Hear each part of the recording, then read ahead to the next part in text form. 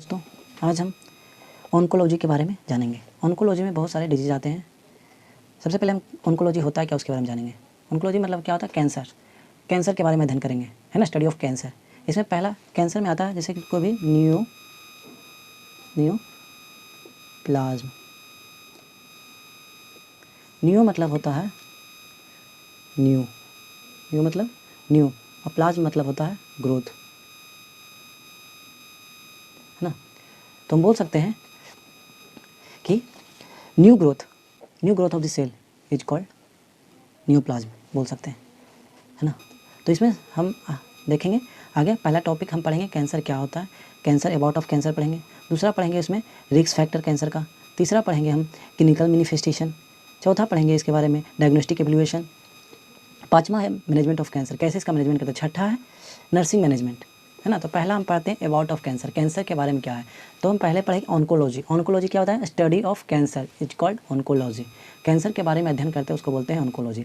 बोल रहा word cancer is derived from the Greek word crab, as a crab move fast in all direction. कहने का मतलब क्या है, जो कैंसर जो वर्ड्स लिया गया है, शब्द लिया गया है, जो ग्रीक वर्ड से लिया गया है। ग्रीक वर्ड मतलब क्रैब। क्रैब जो हम जानते हैं, क्रैब जो होता है केकड़ा जो बोलते हैं, ओ उसके से लिया गया है। क्रैब जो होता है, देखते हैं उसका डायरेक्शन मूव नहीं, उसका पता नहीं था वो किधर की ओर भागेगा। इसी तरह से कैंसर भी किधर की ओर फैलेगा, किसी भी एरिया, किसी भी डायरेक्शन में, ऑल डायरेक्शन में वो घूम सकता है। इसीलिए ये वर्ड्स क्रैब से लिया गया है ना। Neoplasm, cancerous growth of cell, है ना। कैंसरस ग्रोथ मतलब कि हमारे बॉडी में कैंसरस सेल डेवलप करते हैं, उसी को बोलते हैं नियोप्लाज्म। न्यू मतलब न्यू, प्लाज्म मतलब ग्रोथ, नियोप्लाज्म इसको बोलते हैं। Most common site of carcinoid tumour is ileum. Carcinoid मतलब कि ज़्यादातर के जो कैंसर होते हैं हमारे इलियन पार्ट में होते हैं। इलियन पार्ट जो हमारा कैविटी, कौन सा कैविटी? एब्डोमिनल कैविटी के इलियन पार्ट में होता है। कार्सिनोमा, कार्सिनोमा क्या है? Neoplastic growth of epithelial tissue. Carcinoma किसको बोलते हैं? जो हमारा एपिथेलियल टिश्यू होता है उसमें अगर किसी प्रकार का न्यूप्लाज्म ग्रोथ हुआ तो उसको कार्सिनोमा बोलते हैं। उसी तरह से सार्कोमा, सार्कोमा किसको बोलते हैं? अगर वो कनेक्टिव टिश्यू, जैसे कि हमारा कनेक्टिव टिश्यू में अगर किसी प्रकार न्यूप्लाज्म हुआ तो उसको हम सार्कोमा बोलते हैं। ल्यूकोमिया क्या बोलते हैं? अगर हमारा बोन मैरो में किसी प्रकार का न्यूप्लाज्म ग्रोथ हुआ, मतलब कैंसर हुआ, तो उसको ल्यूकोमिया बोलते हैं। अगर हमारा लिम्फोमास मतलब अगर हमारे लिम्फ नोड्स में किसी प्रकार का अबनॉर्मल ग्रोथ होता है तो उसको, या न्यूप्लाज्म हुआ मतलब कैंसर हुआ, तो उसे लिम्फोमास बोलते हैं। तो समझिए, कार्सिनोमा क्या बोलते हैं? अगर एपिथेलियम टिश्यू में किसी प्रकार का कैंसर हो तो कार्सिनोमा बोलते हैं। सार्कोमा किसको बोलते हैं? अगर कनेक्टिव टिश्यू में अगर किसी प्रकार का हो तो उसे सार्कोमा बोलते हैं। ल्यूकोमिया क्या बोलते हैं? अगर बोन मैरो में किसी प्रकार डिफॉर्मिटीज हो या न्यूप्लाज्म ग्रोथ हो तो उसे ल्यूकोमिया बोलते हैं। लिम्फोमास किसको बोलते हैं? अगर लिम्फ नोड्स में किसी प्रकार कैंसर हो। तो ये कार्सिनोमा देखो हमारा, ये देखिए हमारा कार्सिनोमा कनेक्टिंग जो हमारा कौन है एपिथेलियल टिश्यू इसमें जो होते हैं ऊपर का लेयर सबस्ट्रेट उसमें कैंसर हो रहा है। ये क्या है? सार्कोमा। हमारा क्या हो रहा है? कनेक्टिव टिश्यू मतलब कि हमारा बोन्स इसमें हो रहा है कैंसर्स। ये ल्यूकेमिया हमारा ब्लड सेल्स में क्या, blood cells normal blood RBC है, इसमें क्या डिफॉर्मिटीज आ रहे हैं, सब चेंज हो रहे हैं। ये हमारा लिम्फ नोड्स है। लिम्फ नोड्स में क्या हो रहा है? लिम्फ नोड्स में नॉर्मल लिम्फ नोड्स है, लेकिन इसमें ग्रोथ हो गया तो क्या बढ़ गया, तो ये हमारा ये हो गया। आगे चलते हैं, समझ में? कार्सिनोमा, सार्कोमा, ल्यूकेमिया और लिम्फोमा क्या है, ये हो गया। आगे चलते हैं। एनी लास्ट वर्ड ओमा, अगर किसी भी वर्ड्स में लास्ट वर्ड ओमा अगर जुड़ा हुआ रहा तो उसका मतलब होता है न्यू ग्रोथ, मतलब कि नए सेल का डेवलपमेंट। जैसे ओस्टियोकॉन्ड्रोमा, है ना, इसका मतलब क्या है? Is a over growth of cartilage and bone. क्या होता है? ओस्टियोकॉन्ड्रोमा क्या है? कॉन्ड्रोमा, ओमा लगा हुआ था, ग्रोथ, न्यू ग्रोथ हो रहा है किसमें? हमारा बोन में, बोन या कार्टिलेज में क्या हो रहा है? ओवर ग्रोथ हो रहा है। That happen that at the end of the bone near the growth plate, जिससे कि हमारा जो बोन का जो बोन होता है, दोनों बोन जहाँ पे जुड़ते हैं जॉइंट्स पे, तो वहाँ पे क्या होता है? जॉइंट, वहाँ पे एबनॉर्मलिटी मतलब डेवलप हो जाता है, दूसरे बोन फॉर्मेटिज आ जाते हैं। जैसे कि ये हमारा सब जॉइंट्स है, तो जॉइंट्स में दिख रहा है क्या हो रहा है? जॉइंट्स में वहाँ पे डेवलपमेंट हो रहे हैं। ओस्टियोकॉन्ड्रोमा, ओस्टियोकॉन्ड्रोमा क्या होता है? जो हमारा बोन्स के जॉइंट्स जो होते हैं तो वहाँ पे क्या हो रहा है? एबनॉर्मल ग्रोथ हो रहा है बोन का, तो वहाँ पे क्या हो रहा है? डिस्टर्बेंस हो रहा है, हमारा बोन अलाइनमेंट में टेढ़ा हो जा रहा है, अंगुली देखिए, अंगुली टेढ़ा हो गया, क्या हो रहा है? ओस्टियोकॉन्ड्रोमा हो रहा है, जॉइंट्स पे डेवलप हो जाता है। Leukaemia, leukaemia is a most common site of children. Leukaemia जो होता है ना, बच्चे में ज़्यादातर होने वाले एक कैंसर है। अब इसी में देखते हैं, एक होता है मेटास्टेसिस कैंसर। कैंसर के बारे में जानते हैं। Cancer is a disease that begin when abnormal cell is transferred by the genetic mutation of cellular DNA. क्या करा? कैंसर क्या है? कैंसर क्या था? पहले शुरू था, उसके बाद क्या होता है? एबनॉर्मल सेल, जो सेल का जो हमारा सेल होता है, नॉर्मल सेल होता है, उसमें क्या एबनॉर्मिटी जाता है, मतलब उसका ट्रांसफॉर्म्ड हो जाता है, उसका जेनेटिक जो म्यूटेशन होता है, म्यूटेशन होने के कारण वो उसका साइज सेज सब चेंज होता है। एक जहाँ पे सेल एक चाहिए वहाँ पे लाखों सेल बनने लगते हैं। डीएनए म्यूटेशन होता है, उसको डीएनए में लिखा होगा एक सेल डिवाइड करना, लेकिन वो बहुत सारे सेल डिवाइड कर देते हैं। ये होता है कैंसर। फिर क्या होता है मेटास्टेसिस क्या होता है? When cancer cell transfer from one place to another by the help of blood lymph breakdown of the organs place and start growing itself. Common site of metastasis lungs bone and liver. क्या metastasis क्या है? Metastasis क्या होता है? एक जैसे एक benign होता है, एक मेटास्टेसिस होता है। मैंने एक ही जगह था। मेटास्टेसिस मतलब फैल जाना, मतलब एक जगह से दूसरी जगह फैल जाना, एक स्थान से दूसरे स्थान पर फैल जाना। जैसे किसकी मदद से? ब्लड की मदद से हो सकता है, लिम्फ की मदद से हो सकता है, या हमारा ऑर्गन्स किसी प्रकार ऑर्गन डैमेज हो गया तो उससे फैल सकता है, या अपने आप भी फैल सकता है, स्टार्टिंग हो सकता है। इसका जो मेन कॉमन साइट्स है मेटास्टेसिस का, मतलब फैलने का कारण कौन है? लीवर है, बोन है और हमारा लंग्स है। क्या है? लंग्स, लीवर और बोन क्या है? ये नॉर्मल कॉमन है जिसमें फैल सकता है हवा। ये हमारा कैंसर का इमेज है। मेटास्टेसिस हो गया। देखिए इसमें मेटास्टेसिस क्या हो रहा है? फैल रहा है, यहाँ से वहाँ जा रहा है, ब्रेन तक चला गया, या फिर हार्ट, फिर बोन, फिर लंग्स, सब जगह फैल रहा है। अब इसके में देखते हैं टाइप्स ऑफ कैंसर। क्या देखते हैं? Types of cancer. Types of cancer में क्या है? कोलेट्रल। कौन कौन कैंसर होते हैं? कोलेट्रल कैंसर होते हैं, कोलोरेक्टल कैंसर हो गया, प्रोस्टेट कैंसर हो गया, लंग्स कैंसर हो गया, ब्रेस्ट कैंसर हो गया, ब्लडर कैंसर हो गया, स्टोमच कैंसर हो गया, सर्वाइकल कैंसर है, रीनल कैंसर है, हेपेटोमा है, गैस्ट्रिक कैंसर है, ओरल कैंसर है और ब्रेन ट्यूमर है। ये सब टाइप्स ऑफ कैंसर है ना। अब इसका हम रिस्क फैक्टर देखते हैं। क्या देखते हैं? इसका हम रिस्क फैक्टर देखते हैं। रिस्क फैक्टर में देखते हैं 90% चांस क्या होता है? Environmental factor. कैंसर होने का 90% जो चांस होता है कौन सा है? हमारा इन्वायरमेंटल, हमारा वातावरण से होता है। जैसे कि पहला वायरस, वायरस क्या? कौन सा वायरस? Human papilloma virus. इसको हम बोलते हैं HPV, ह्यूमन पेपिलोमा वायरस। ये कहाँ प्रेजेंट होता है बाबू? ये होता है जेनिटल एरिया में प्रेजेंट होता है। हार्प वायरस हो गया, speed virus, skin to skin contact for blister या अल्सर। हार्पिस वायरस जो होता है कैसे फैलता है? स्किन टू स्किन कॉन्टैक्ट में, क्योंकि अगर ब्लिस्टर हो या अल्सर है उसके कारण ये हार्पिस वायरस फैल सकता है वायरस के रूप में। केमिकल एजेंट में क्या है? स्मोक हो गया, एयर पॉल्यूएंट हो गया, विनाइल क्लोराइड हो गया, which is use to plastic surgery. जो प्लास्टिक सर्जरी में विनाइल क्लोराइड यूज किया जाता है ना, उससे भी ये केमिकल एजेंट्स है जिसके कारण हमें कैंसर हो सकता है। फिजिकल एजेंट में क्या आ सकता है? जैसे कि फिजिकल एग्जामिनेशन कराते हैं हम लोग, तो एक्सरे हो गया, रेडियो एक्टिव आइसोटोप्स हो गया, सनलाइट में अल्ट्रावायलेट किरण होते हैं ना, UV रे, उससे भी हमें कैंसर होने की संभावना है। इन होता ही है। हार्मोन्स क्या क्या है? Some hormones lead to develop cancer. बहुत सारे हार्मोन्स है जो हमें आगे चल के कैंसर डेवलप करता है। जैसे कि डाइएथाइल सेट्रेबेस्ट्रॉल, DES बोलते हैं, is administration in pregnancy. Pregnancy में एक DES मेडिसिन होता है जिसको बोलते हैं डाइएथाइल एस्ट्राबेस्ट्रॉल, जो ड्रग्स है जो प्रेगनेंसी में यूज किया जाता है। It may cause vaginal carcinoma in female child. क्या होता है? जो फीमेल चाइल्ड होता है, इस ड्रग जो प्रेगनेंसी वोमेन अगर ये ड्रग लेती है जिसकी वजह से हार्मोन चेंज होता है, जिसकी वजह से क्या होता है? जो वुमेन्स की अगर फीमेल चाइल्ड है तो उसमें वजाइनल कार्सिनोमा होने के चांसेस रहते हैं। 10% तो 90%, 10% क्या चांसेस है? 10% चांस जेनेटिक फैक्टर भी हो सकता है, मतलब कि अगर फैमिली में किसी का तो हो सकता है genetic predisposition. It in a family anybody have retinoblastoma या ब्रेस्ट कैंसर।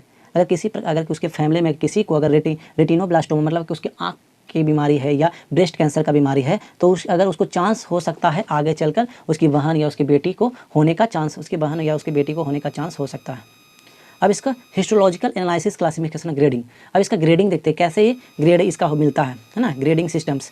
ग्रेड फर्स्ट में इसको नापा जाता है, this tumour cell are well differentiated. जो ग्रेड जैसे सेल का जो कैसे ग्रेड कितना छोटा है, इसको रखेंगे ग्रेड में, इसको 2 ग्रेड में, 3 ग्रेड में, 4 ग्रेड में होता है, उसके हिसाब से कैसे उस कैंसरस का पोजीशन है। तो पहला है ग्रेड 1 में क्या होता है?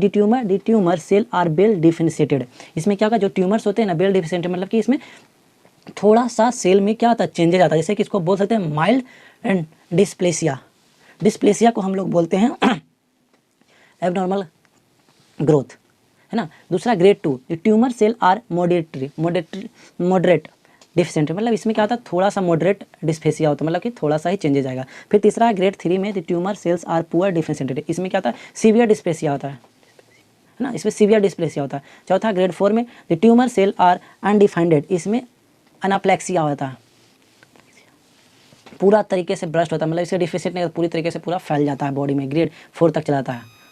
अब इसका स्टेजेस देखते हैं। ट्यूमर का स्टेजेस क्या होता है? स्टेज अगर 0 होता है कैंसर इन सेटू, मतलब जो कैंसर है अभी जहाँ पे है छोटे से ही पार्ट्स में प्रेजेंट है, मतलब पूरी तरीके से पता नहीं चला कि वो कैंसर है कि क्या है। स्टेज 1 में क्या था? The cancer is located to small area and has not spread to lymph node and other tissue. Stage 1 में क्या होता है? जो कैंसरस है एक छोटे से एरिया को इफेक्ट करता है और कहीं नहीं, और ना वो किसी लिम्फ नोड में ना ही किसी टिश्यू में फैलता है।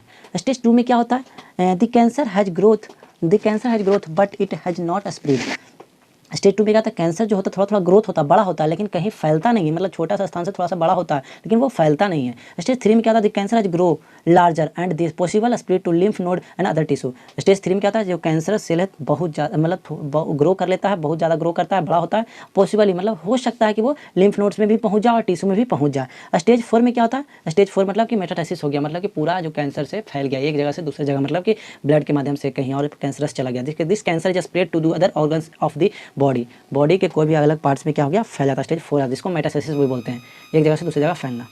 जैसे कि इसमें क्वेश्चन हम पूछ सकते हैं, जैसे पहला क्वेश्चन है क्या चीज़, क्वेश्चन के हिसाब से बोल रहा कि mister Ravi was admitted in hospital with the chief complain. जो मिस्टर रवि है एक हॉस्पिटल में क्या हुआ, एडमिट हो रहे, उसका कंप्लेन क्या है, बोलता है sore on the face neck mouth that do not heal with the 2 weeks. क्या करा कि उसमें उसके चिंपिंग के लिए उसके फेस में एक शोर, मतलब कि neck mouth and do not heal, कह रहा है उसके फेस पे, उसके नेक गला में, उसके मुंह में क्या है, घाव है जो 2 सप्ताह से क्या हो रहा, भर नहीं रहा है। तो उसको यहाँ ब्रैकेट में CA माउथ या ओरल, CA मतलब कार्सिनोमा होता है, या तो उसको ओरल कैंसर हो सकता, ओरल कैंसर है, लिख दिया ओरल कैंसर है। तो his doctor did examine and biopsy to find out slow growth of cell are abnormal या moderately disorientation and growth in situ. What is the diagnosis. क्या कर रहा है कि एक रवि पेशेंट हुआ, चीफ कंप्लेन किया कि उसको कि शोर घाव है जो जल्दी 2 सप्ताह से भर नहीं रहा था। डॉक्टर बोला कि उसे क्या है, ओरल कैंसर है। तो अब डॉक्टर ओरल कैंसर बोल दिया, तो अब इसको तो डायग्नोसिस में उसको क्या पता चलेगा, पहला बोल रहा है जो cell find of the slow growth of the cell and abnormal moderate distance of the situ. तो इसका आंसर डायग्नोसिस जो ग्रोथ जो ग्रेड है, कौन सा ग्रेड का कैंसर होगा डायग्नोसिस में ग्रेड 2 का कैंसर होगा, क्योंकि ये क्या मॉडरेट है, मॉडरेट में ग्रेड 2 था जो मॉडरेट था, और सेतु है, सेतु क्या होगा, जो सेतु था हमारा क्या स्टेज 0 में सेतु था, तो स्टेज 0 हमारा ये आंसर होगा। इसका आंसर क्या हो गया, ग्रेड 2। डायग्नोसिस क्या करेगा, उसको ओरल कैंसर है, डायग्नोसिस क्या करेगा डॉक्टर की, मॉडरेट है, मॉडरेट G2 में आता है, मतलब ग्रेड 2 में, और जो सेतु है तो सेतु किस में, S0 में, वो फैला नहीं, मेटास्टेसिस नहीं हुआ। आगे देखते हैं, अब हम इसका TN क्लासिफिकेशन देखते हैं। ओरल कैंसर्स में किसी भी टाइप में स्टेज, ग्रेड और TMN क्लासिफिकेशन ये जरूरी है, बहुत ज़रूरी है। T से होता है, T से हम बोल सकते हैं ट्यूमर, N से नोड और M से मेटास्टेसिस का प्रेजेंट किया था। It present standardize to clinical stage of cancer, मतलब इससे क्या होता है, स्टैंडर्डाइज मतलब स्टैंडर्ड मिलता है कैंसर किस स्टेज में है, कहाँ तक पहुँचा है कैंसर, ये प्रेजेंट करता है चार्ट। पहला में क्या है, हम देखते हैं ट्यूमर, T के बारे में। ट्यूमर जहाँ TX लिखल रहेगा तो उसको हम बोलते हैं primary tumour can not be assessed. TX मतलब कि जो शुरुआत में जो कैंसर होता है ट्यूमर जो है उसे नहीं पकड़ा जा सकता, नहीं असिस्ट किया जा सकता कि वो ट्यूमर है या कुछ और है।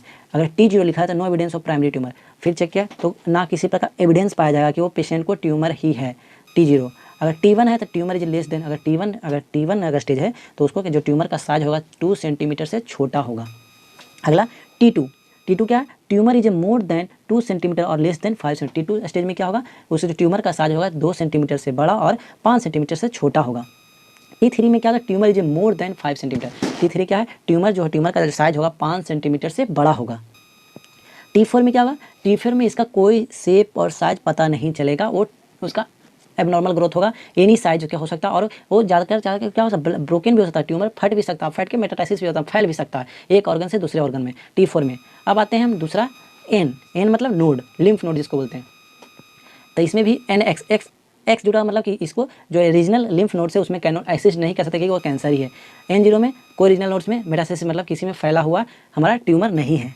अब N1 है तो रीजनल लिम्फ नोड्स मेटास्टेसिस, मतलब अब N1 लिखा गया तो मतलब कि जो लिम्फ नोड है इसमें क्या है, इन्वॉल्व है, लिम्फ नोड इन्वॉल्व है। कितने लिम्फ नोड, 1 से 2 लिम्फ नोड्स क्या इन्वॉल्व रहेंगे N1 में। N2 में क्या आएंगे, 3 से 6 लिम्फ नोड्स इन्वॉल्व रहेंगे। और N3 में मोर देन 7 लिम्फ नोड्स, मतलब अगर N3 रह गया तो 7 से ज़्यादा लिम्फ नोड्स क्या होंगे, इन्वॉल्व रहेंगे, मतलब कि पूरी तरह से मेटास्टेसिस हो सकते हैं। अब तीसरा में क्या है, मेटास्टेसिस, M से मेटास्टेसिस पढ़ेंगे, मेटास्टेसिस पढ़ेंगे। MX मतलब नॉट एक्सिस्ट, इसको एसिस्ट नहीं किया जा सकता कि है ही है। MO मतलब नो एविडेंस, किसी प्रकार के एविडेंस, मेटास्टेसिस का एविडेंस नहीं मिला, मतलब कि इस पेशेंट में किसी प्रकार का टेस्ट किया गया है या एग्जामिन किया गया तो उसमें मेटास्टेसिस का कंडीशन नहीं देखा गया। M1 रहेगा तो क्या होगा, डिस्टेंट मेटास्टेसिस प्रेजेंट, मतलब डिस्टेंट मतलब कि फैला है, M1 मतलब एक जगह से दूसरी जगह फैल गया है, तो M1 आ गया। उसी तरह से इसको भी कर सकते डायग्नोसिस। इसमें भी क्वेश्चन वही है कि पेशेंट को क्या है, ओरल कैंसर है। रवि पेशेंट है जो चीफ कंप्लेन किया कि उसको क्या है, सीए माउथ या ओरल, मतलब सीए मतलब कार्सिनोमा कैंसर है। कौन सा, ओरल कैंसर है।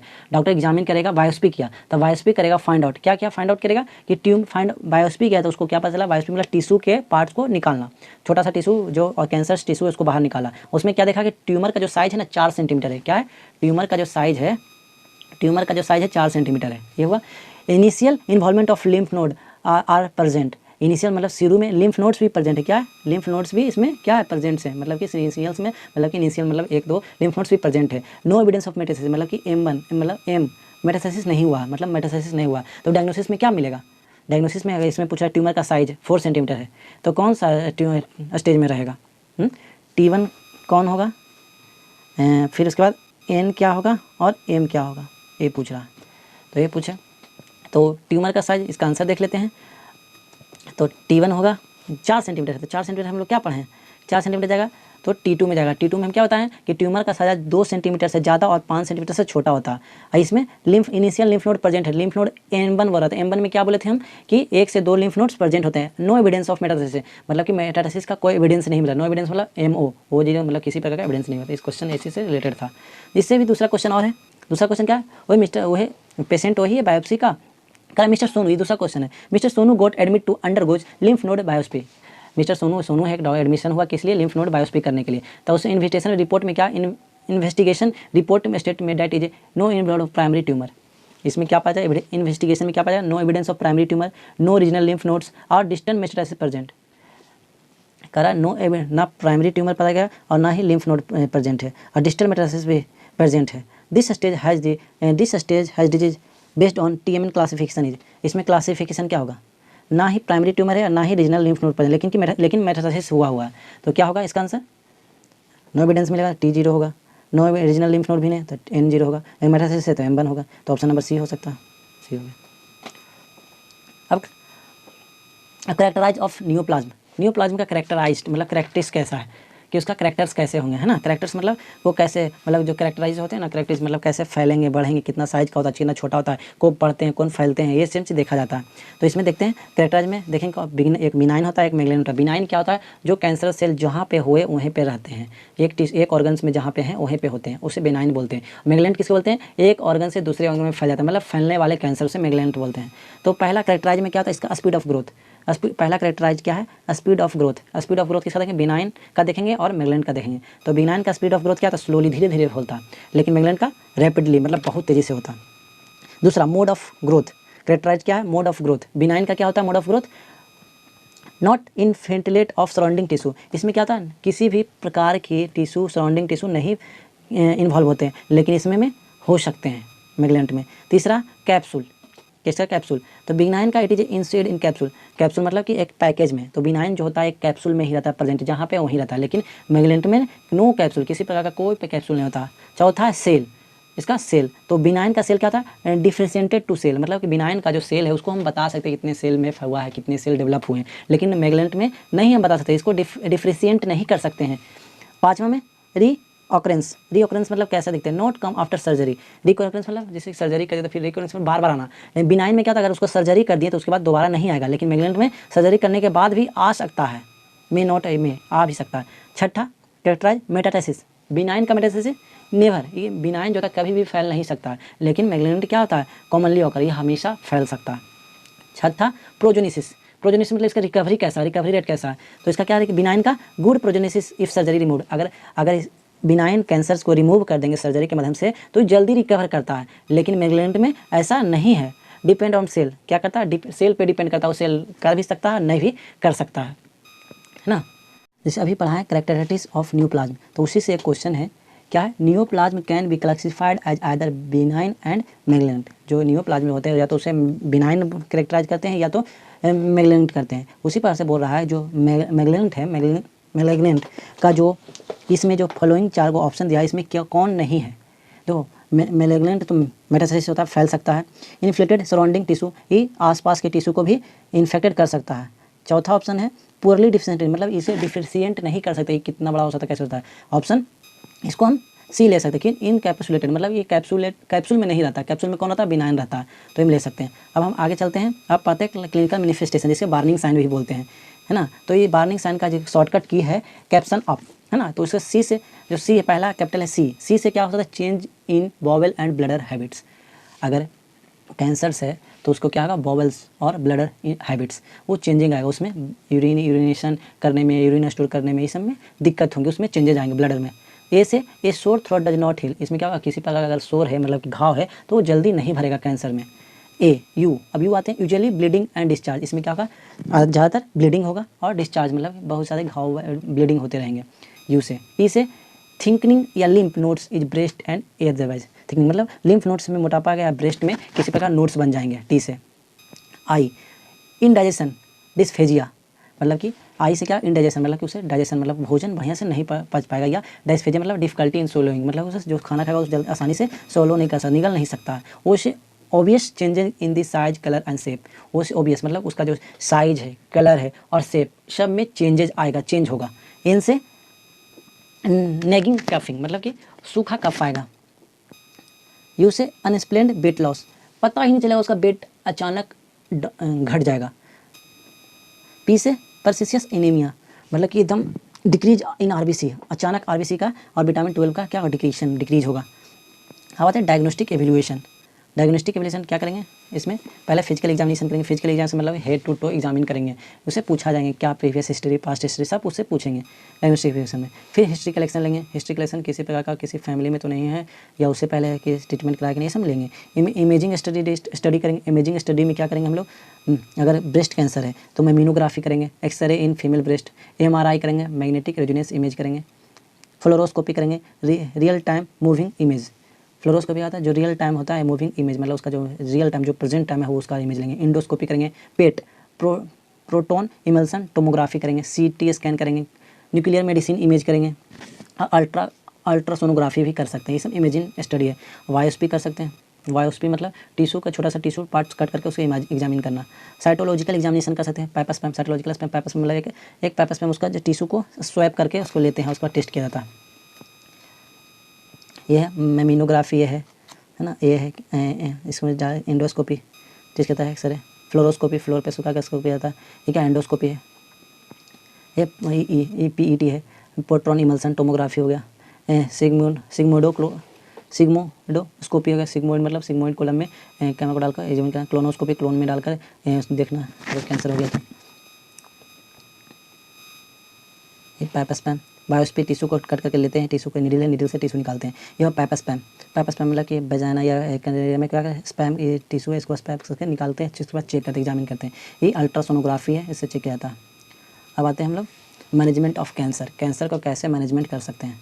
पहला आता है रेडियोथेरेपी, दूसरा है कीमोथेरेपी, चौथा है इम्यूनोथेरेपी, चौथा है हार्मोनोथेरेपी, ये सब। पाँचवा है जीन थेरेपी, ये सब मैनेजमेंट कर सकते हैं। छठा है सर्जरी, ये सब कर सकते हैं। तो सबसे पहले हम आते हैं कीमोथेरेपी में। कीमोथेरेपी क्या है, कीमोथेरेपी मतलब कीमोथेरेपी का कीमो मतलब होता है केमिकल, थेरेपी मतलब ट्रीटमेंट, मतलब कि हम केमिकल के द्वारा जो ट्रीटमेंट करते हैं उसी को कीमोथेरेपी बोलते हैं, या इसी को बोलते हैं एंटी न्यूप्लास्टिक ड्रग, मतलब जो न्यूप्लाज्म जो हमारे न्यूप्लाज्म टिश्यू जो बन रहे हैं उसको क्या करें, उसके विरुद्ध काम करना है, कीमो बोल सकते हैं, है ना। कीमोथेरेपी किल या inhibitor production of neoplast cell, chemotherapy क्या करता है, किल या मारता है या रोकता है किसको, रिप्रोडक्शन मतलब जो न्यूप्लाज्म डेवलप करे उसको मारने की कोशिश करता है। तो कीमोथेरेपी तो उसको पूछा जाता है, फादर ऑफ कीमोथेरेपी कौन है, पॉल एचली, 1906 में इसने कर दिया था। Father of modern chemotherapy Joseph Lister, क्या है मॉडर्न कीमोथेरेपी के पितामह कौन है, जोसेफ लिस्टर है। क्लासिफिकेशन ऑफ कीमोथेरेपी देख लेते हैं। Classification of chemotherapy, classification of chemotherapy पहला क्या, is an agent either synthetic and natural